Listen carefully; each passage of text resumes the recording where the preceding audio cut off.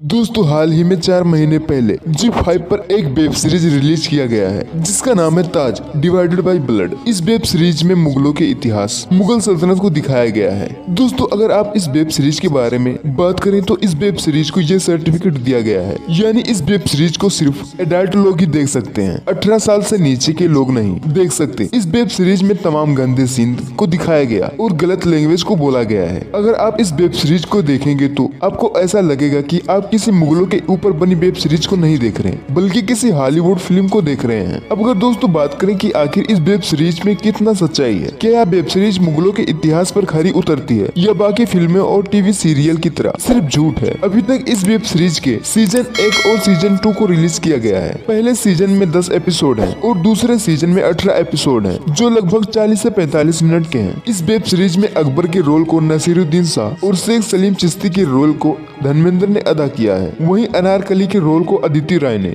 जिन्होंने इस web series में जान फूंक दी है। अब अगर दोस्तों बात करें कि आखिर इस वेब सीरीज की स्टोरी क्या है, क्या सच में इस वेब सीरीज में मुगल सल्तनत और मुगलों के इतिहास में कितना सच और कितना झूठ दिखाया गया है। इस वेब सीरीज के पहले एपिसोड में मुगल सल्तनत के उस दौर को दिखाया गया है जब हिंदुस्तान के मुगलिया सल्तनत पर बादशाह अकबर की हुकूमत होती थी। अकबर को किसी भी चीज की कमी नहीं थी, कमी थी तो सिर्फ एक औलाद की। बादशाह अकबर एक औलाद की मन्नत मांगने और शेख सलीम चिश्ती के पास जाता है। इस वेब सीरीज में शेख सलीम चिश्ती के भी कैरेक्टर को दिखाया गया है जिसका रोल धर्मेंद्र बॉलीवुड के स्टार ने अदा किया है। जब अकबर अपनी पूरी बात शेख सलीम चिश्ती को बताता है तब शेख सलीम चिश्ती कहते हैं कि वह परेशान ना हो और अल्लाह पर भरोसा रखे, उसे एक औलाद नहीं बल्कि 3 औलाद होंगे। आगे सीरियल में दिखाया जाता है कि बादशाह अकबर के एक नहीं बल्कि 3 बेटे हुए जो अब बड़े हो चुके थे। पहला सलीम, जिसे इतिहास में जहांगीर के नाम से जाना जाता है, और 2 मुराद और दानियाल। दानियाल एक सीधा साधा और नेक इंसान होता है, वह 5 वक्त का नमाजी भी होता है। वहीं अगला बेटा शहजादा मुराद तो एक बहादुर होता है जिसे जंगी हथियार के अलावा और भी कई आलूम आते हैं, लेकिन वो बहुत ही ज्यादा गुस्सेल और नासमझ होता है। वहीं अब बादशाह अकबर का पहला बेटा सलीम, वो होता तो एक काबिल, होशियार और बहादुर है और हर फैसले सोच समझ कर लेता है, लेकिन वो एक शराबी, नशेड़ी और हरम में बांदियों के साथ धुत रहता है। अब वही सीरीज के अगले एपिसोड में दिखाया गया है कि बादशाह अकबर ये ऐलान करते हैं कि सल्तनत का ताज उम्र को देखकर नहीं, यानी बड़े बेटे को सल्तनत का अगला बादशाह नहीं बनाया जाएगा बल्कि काबिलियत देखकर। सल्तनत का अगला ताज अब उसे मिलेगा जो काबिल, होशियार और बहादुर होगा।